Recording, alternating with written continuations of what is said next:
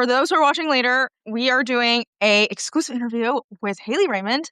Haley and I worked on a book project, marketing project together. We worked on Amy Sudo's book, Right for Money and Power, and Haley was the publicist for that book. So Haley is a wealth of knowledge regarding legacy media, and we are going to interview Haley on her background, what PR is, what legacy media even means, and then ultimately how to get featured in things like Billboard Magazine or Variety Magazine or Publishers Weekly, things like that. So, okay, from the top. So, Haley, tell us who you are.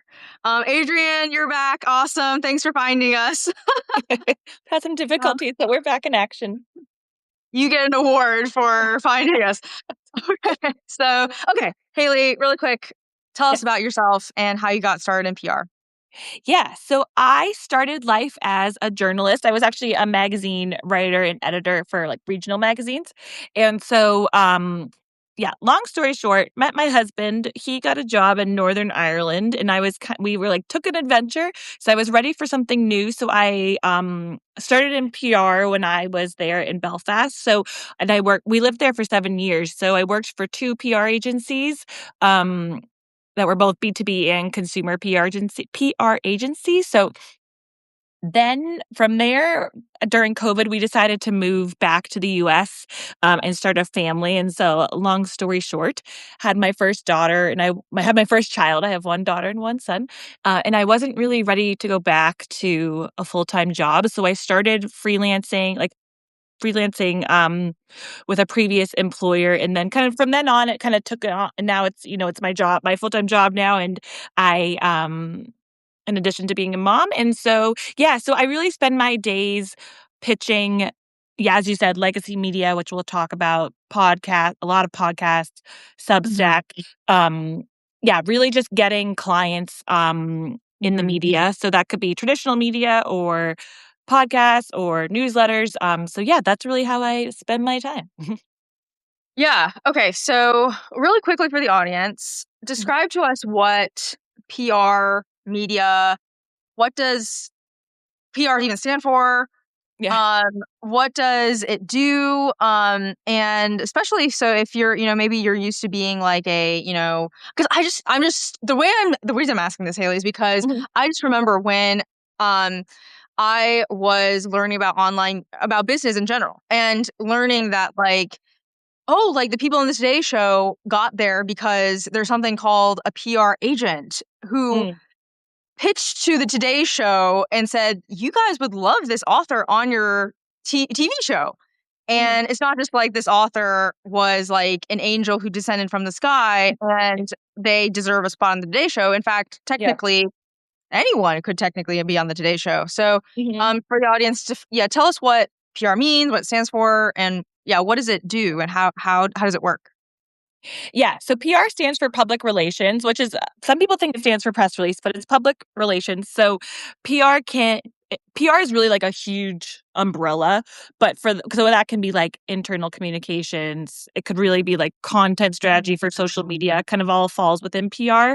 However, for the purposes where I specialize in and what we're talking about today, I'm really talking about media relations, also called earned media. So it's anything that you are pitched. So really the crux of it is it's being pitched by someone, and it's not paid for. So you don't pay. Like sometimes you'll see things that are like they used to be kind of advertorial. They can be native content or sponsored content. So PR people can do that. But what I'm talking about is anything that you have pitched and you have earned it. So it's like you have given it to like the Today Show producer, for example, and it has come from a PR person.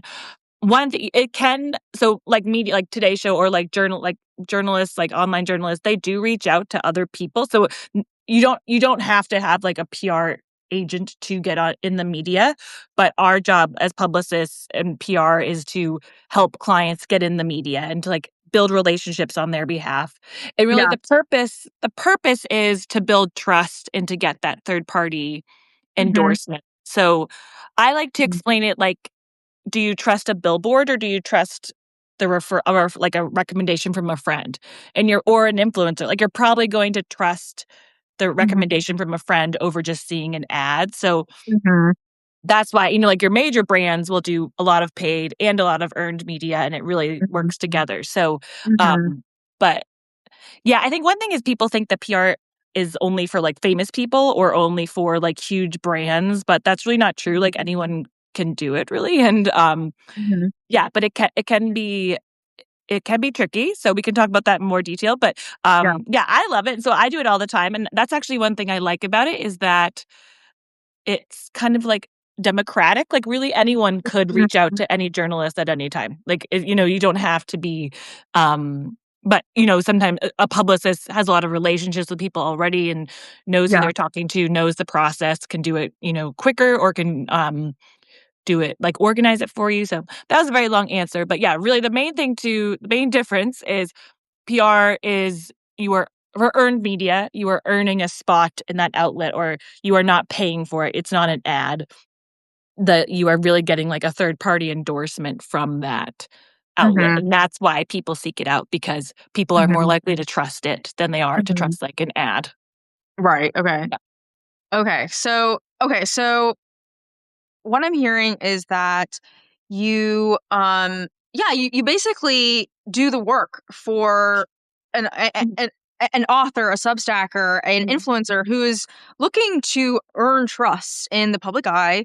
And Mhm. technically we could all pitch ourselves, and in Yeah. fact, like, who yeah, like I've done it before. It's not Yeah. like the thing is that there is like a special sauce to it to Yes. one, not just get picked, but then once you're on, like, what do you say so that it ultimately Mhm. leads to what you want.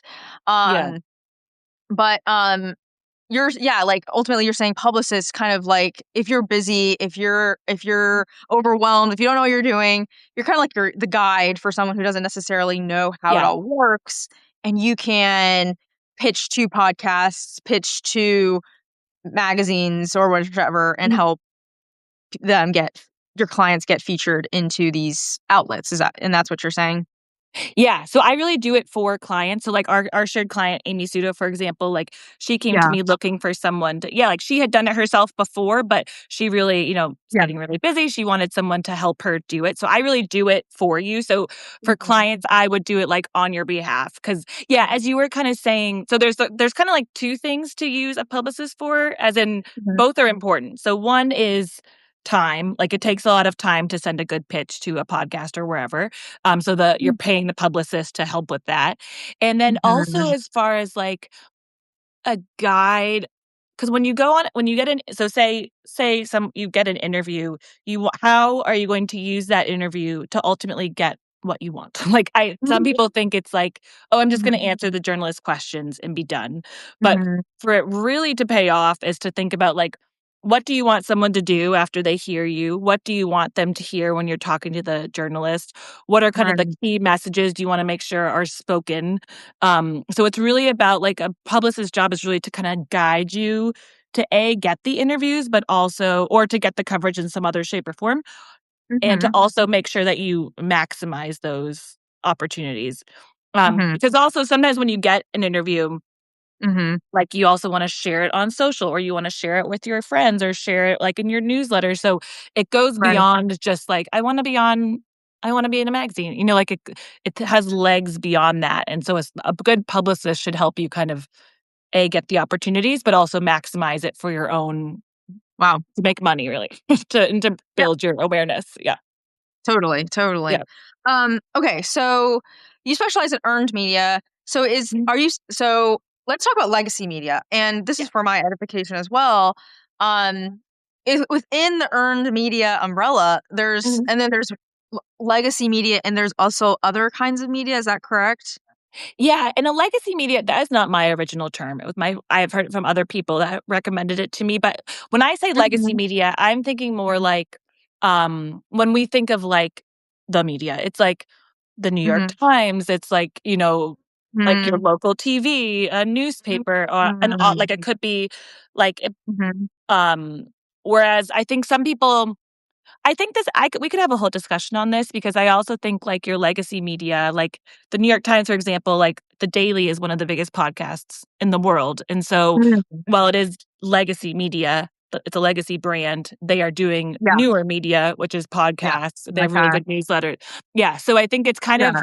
but I guess for the purposes of today, legacy media is what we think of when we think of like traditional media that we all grew up with, like TV, magazines, newspapers. So that could be online media as well, kind of a legacy brands. Whereas I Yeah. think even though podcasts have been around for a long time now and Mhm. Substack is still fairly new in Mhm. like the world. So I think some people think Mhm. of podcasts and Substack, like Mhm. newsletters, as kind of like new media or alternative Mhm. media. So, Okay, okay. yeah, but it's all earned media, if that makes sense. Yeah, gotcha. Yeah, I guess it's like is it like it's like a way to separate the Yeah, democratization of media with the internet, yeah, like yeah, Substack and podcasts, like anyone can now create anything now, YouTube even, yeah, and that's technically media. But yeah, it's like, oh, you hold up the magazine, like, hey mom, I'm yeah, on yeah, thing, and like that's yeah, what you're okay. So yeah, so ultimately, yeah, like in some ways, like it's I love going down the path of learning how all of this works, yeah, because when you learn how legacy media works, it's like, oh, there's once you learn, you're like, oh, it's easier than you probably thought. So, for you, it's when people hire you, you are the one that guides them through this process.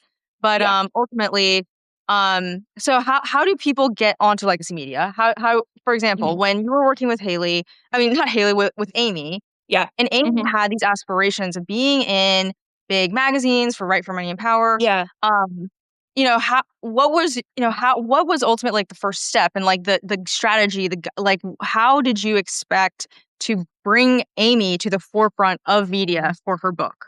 yeah.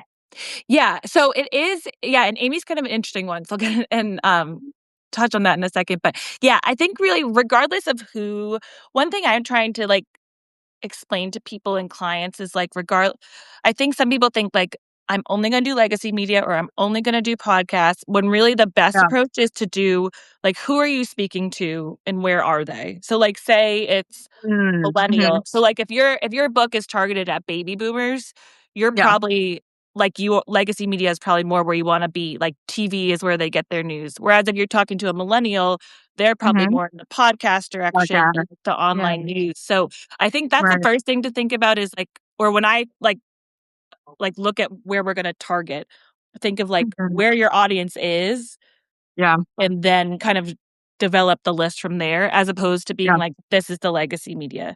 And so it Yeah. ultimately, logistically, it kinda breaks down into lists.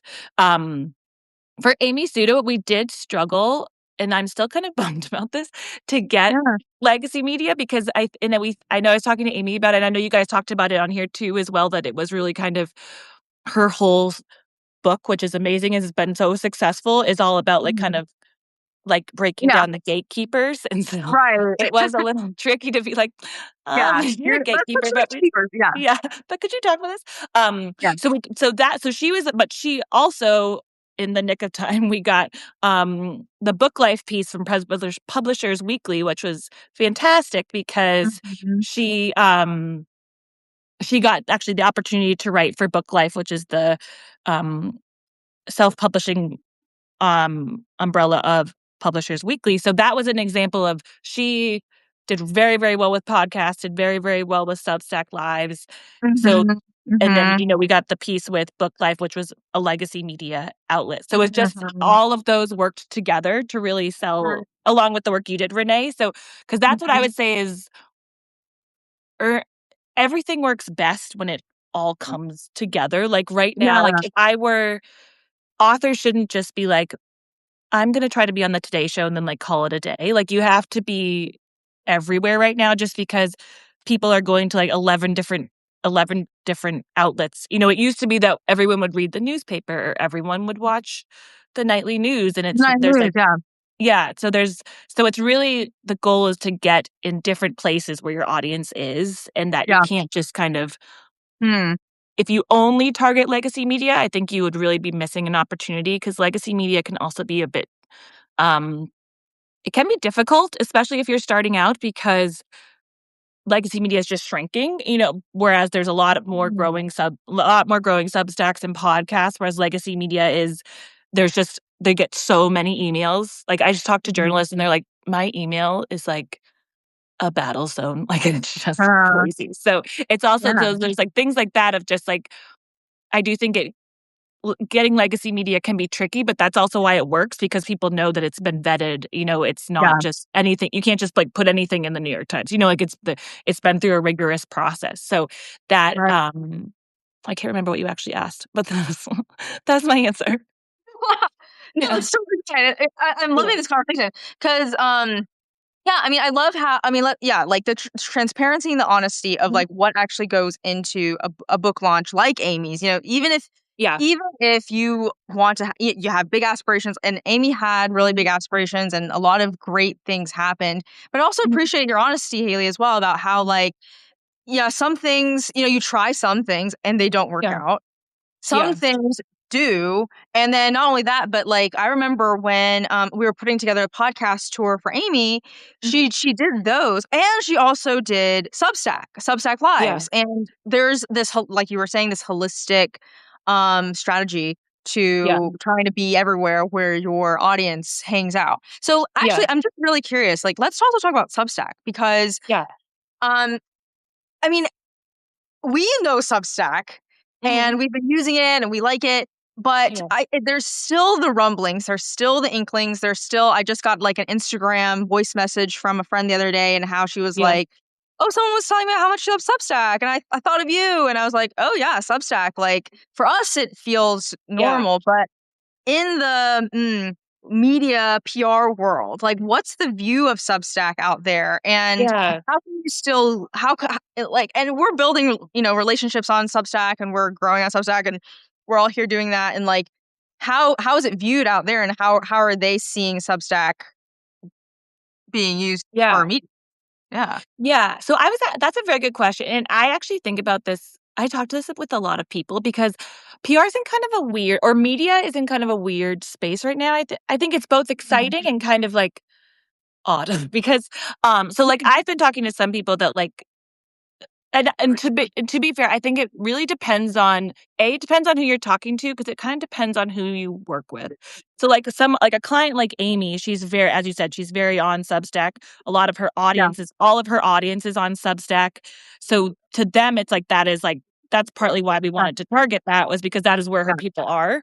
Um, I do think there are some of I think it really depends on who you're talking to, because, like, for me, I think the most opportunity is with Substack and podcast right now, but Mm.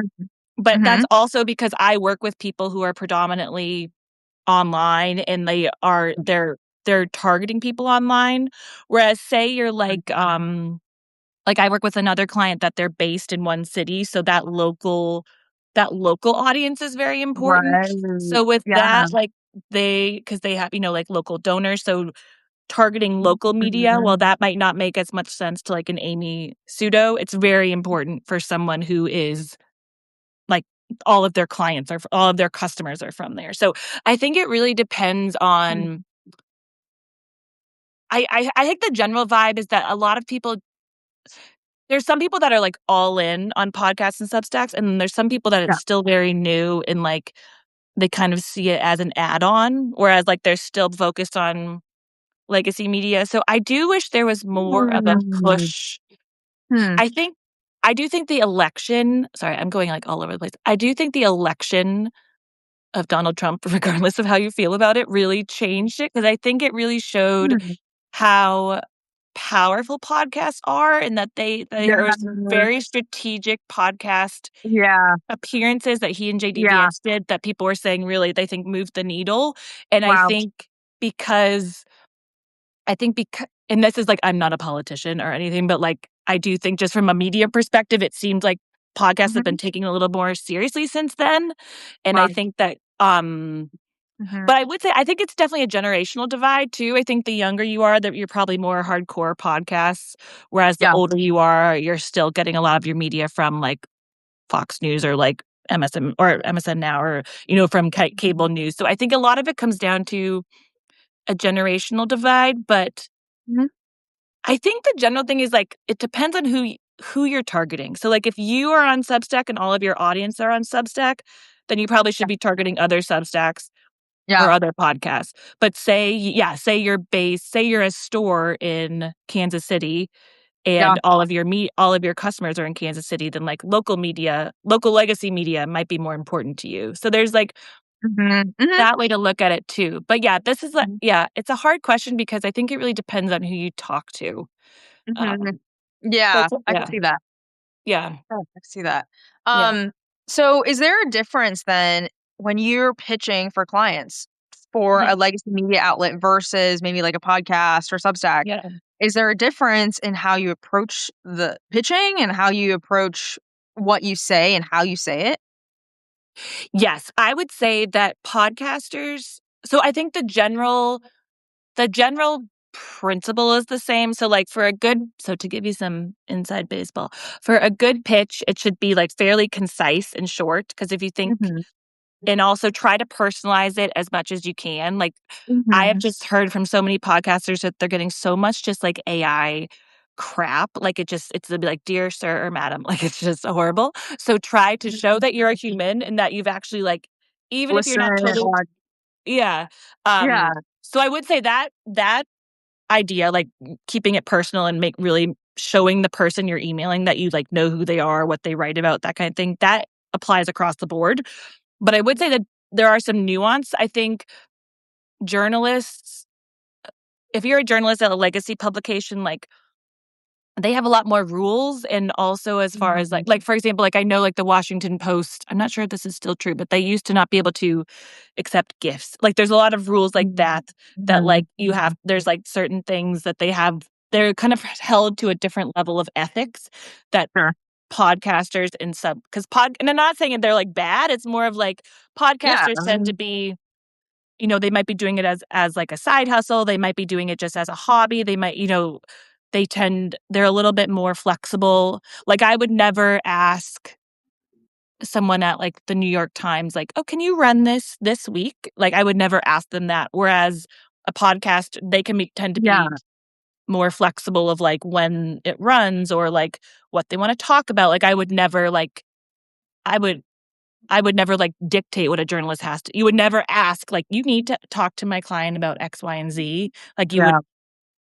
you can guide it, you can give, like, talking points, but I think the podcasters are just a little more flexible, a little Mhm. more, uh yeah, yeah. So I would say there's nuances, but the general vibe is still the same, like, knowing who you're talking to, keeping it personal, like, don't send them irrelevant pitches, like, that really applies across the board regardless of who you're targeting. Gotcha. Can you hear background noise? A little bit, but it's not a big deal. Hey, excuse me. Can we tone it down a little bit? Thank you. Okay. He can Okay, join if we're he good. wants. Yeah. Thank you, thank you. All right. Okay, yeah, that was I mean that's helpful. And it's just kind of I'm just talking out loud too cuz It's like okay. the podcasting and the substacking, it's like this is what you make of it. And like Mhm. you were saying with the Donald Trump thing, I mean like it's Yeah. true. Like and I remember when I watched it was like a and I'm not a political person. I'm not a Mhm. political person. And I remember everyone's like watch Trump's interview on the Theo Vaughn Yeah. podcast and it was entertaining. It was Yeah. like um somewhat authentic. I was like, Yeah. they were, I think they were drinking like beer or something on, and it just I felt, remember. yeah, like there was just they were making up the rules at the time, and some things that sometimes I wonder, like in like the age of AI, and there's all this Mhm. talk about, how do we lean more into our humanness when AI is just it's not going away. It's not, it's Yeah. in fact it's helpful in a lot of ways, and therefore how do we show up as human? Like lean into the typos, lean into the grammatical errors, lean Yeah. into um yeah, like having background noise sometimes or whatever it Yeah. is. And um yeah, and it kind of makes you wonder like even in maybe moving in the future, like yeah, legacy media will always have those, kind of, it and Yeah. it's a legacy media for a reason because they have done the work. They have Yeah. established themselves as a credible source, and Mhm. therefore everyone wants to be on there. So they need to have these rules because everyone's pitching and everyone wants to be Yeah. there. Mhm. Um, And that's why people pay for it because they know, like, mhm. yeah, sorry to cut you off there, but, like, yeah, Please, like yeah. like those national top tier and also, like, the very, like even, like, local media, like, there's a lot more fact checking and, so that's why people trust it. So Mhm. Yeah. that's why people want to be in it. So, yeah, so sorry, Mhm. just that. Mhm. No, that's a really good point. I'm yeah, totally fine. Like it's totally total dialogue.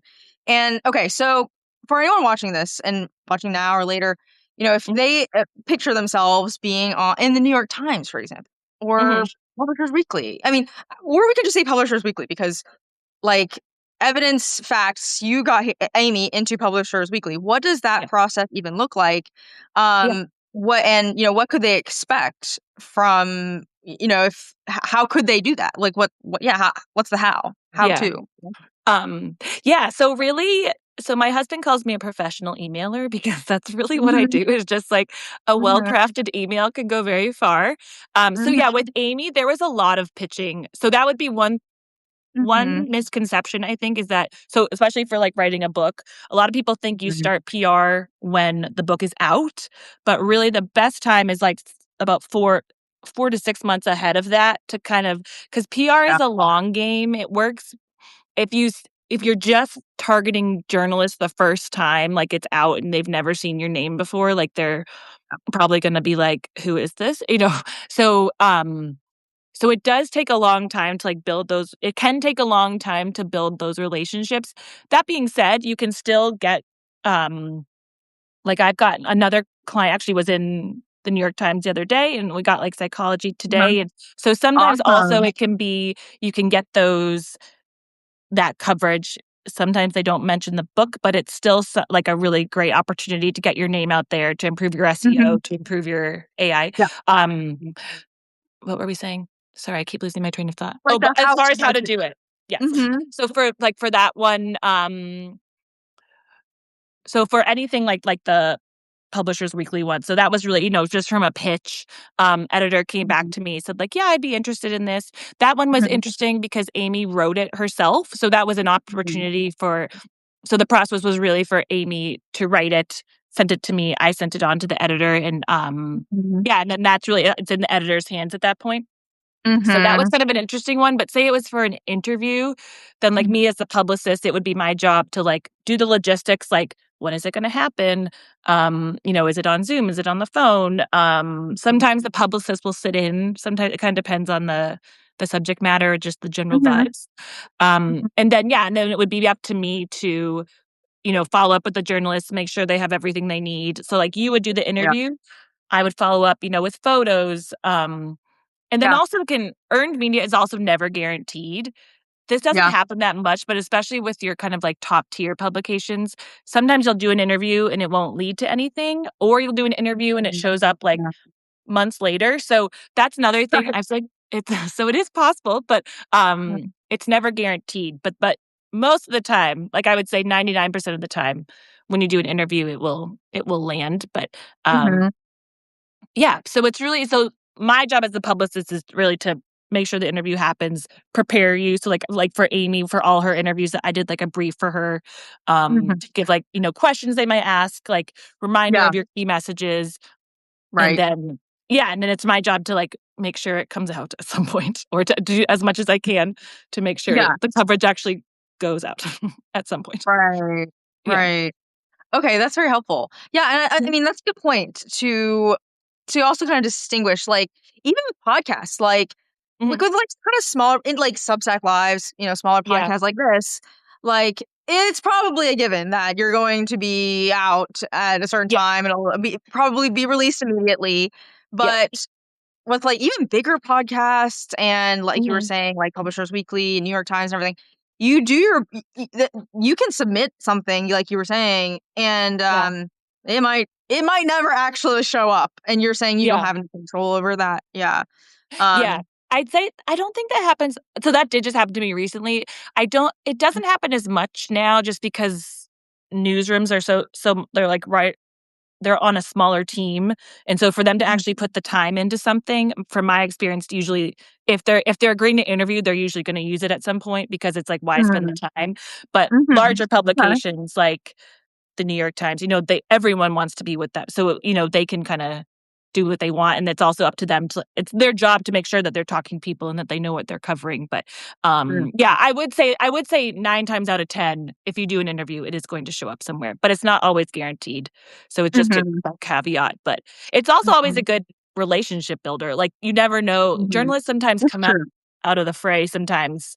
Even if you talk to them like 2 years ago, they might come back to you. So it's always good to, because it Mhm. so much depends on timeliness and what's happening in the news, like, so you might not be right at this time, but they might come back to you another time. So it's always just good to get your Mhm. name out there too.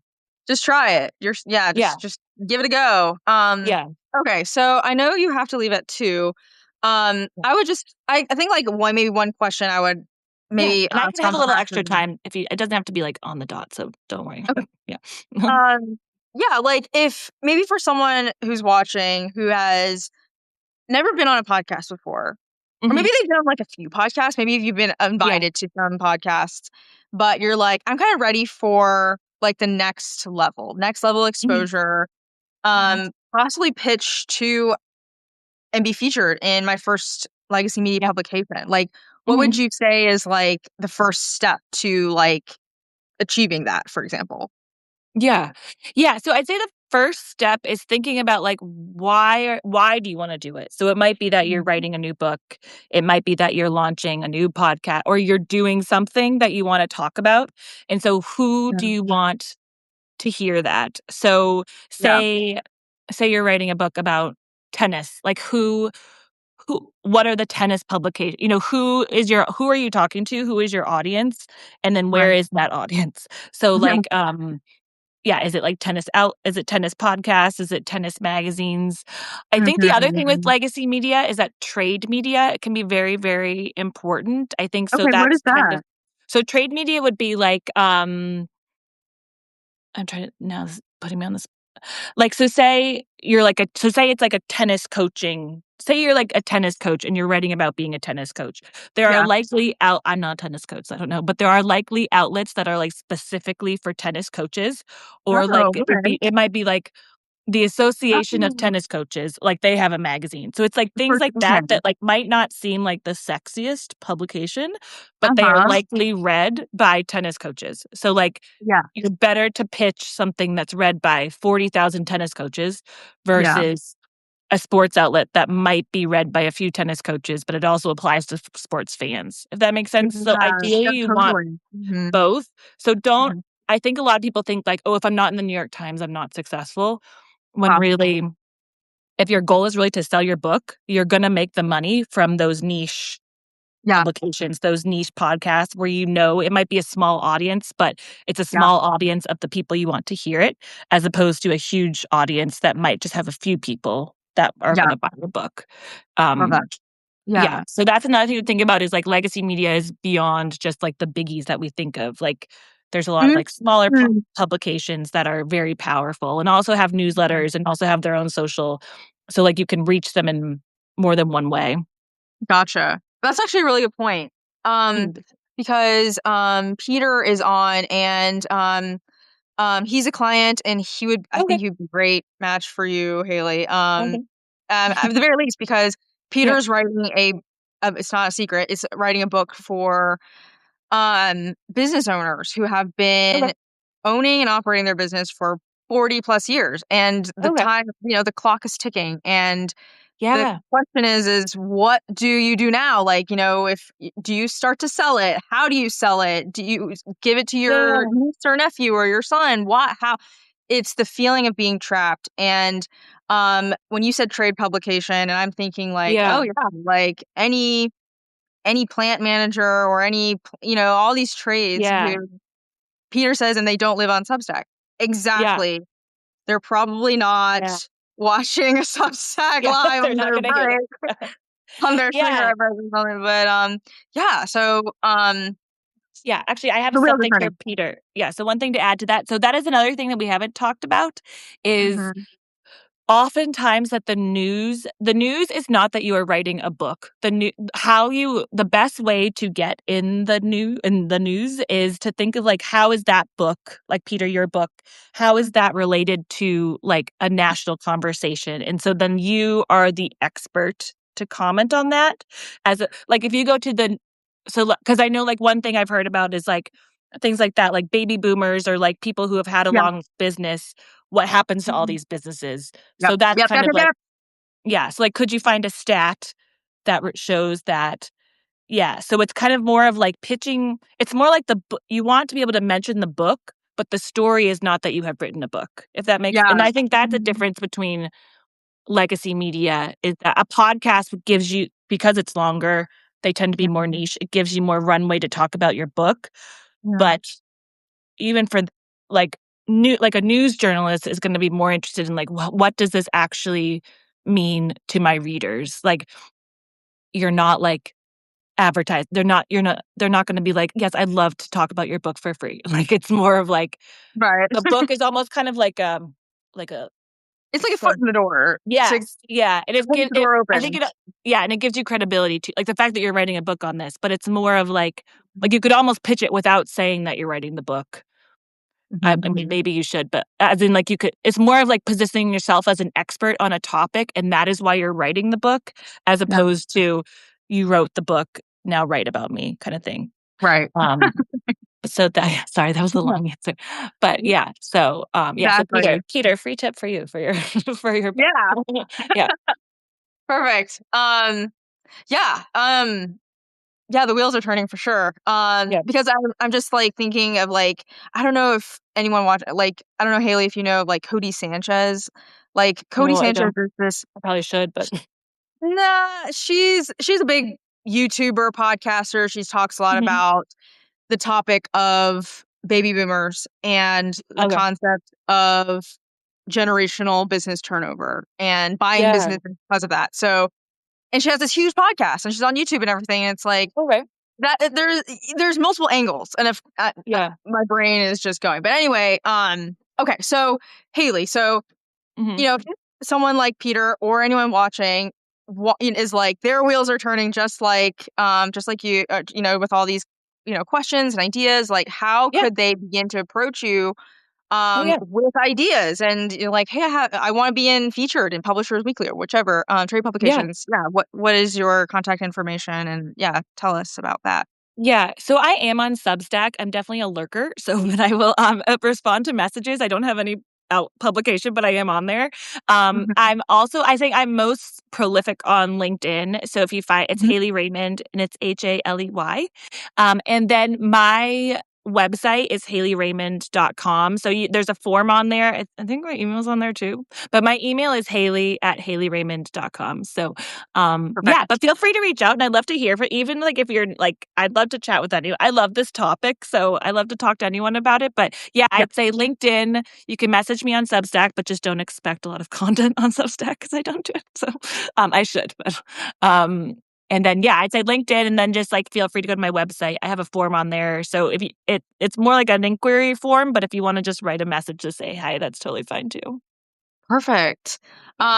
Haley, send me your all those details, like, and I'll Yeah. make sure that they're in the notes for this Oh, live. awesome, thanks. Oh, yeah, I think I was supposed to do that, like, last week. Forgot. Um, Yeah. I'm not a uh, very good publicist for myself. I'm better with clients than for myself. no worries. Yeah. I mean, yeah, we're leaning Yeah. into our humanness.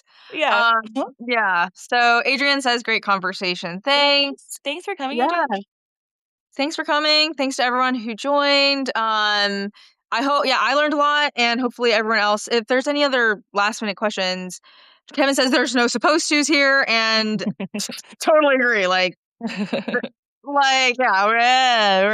the shoulds are a thing of the past. Yeah, Yeah. we're feeling good these days.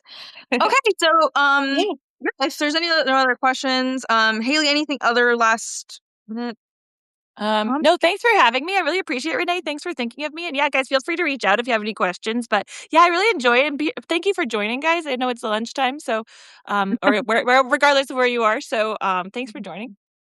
Thank you so much. All right. Oh, Stella's here. She says, thank you, Renee. Thank you, Haley. Lovely insights. All right. Thanks.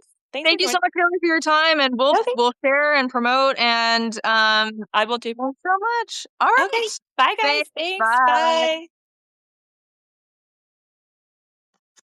And where's the button? Button. Button. Why is it not working? This Substack Live thing has just lately been not working very well.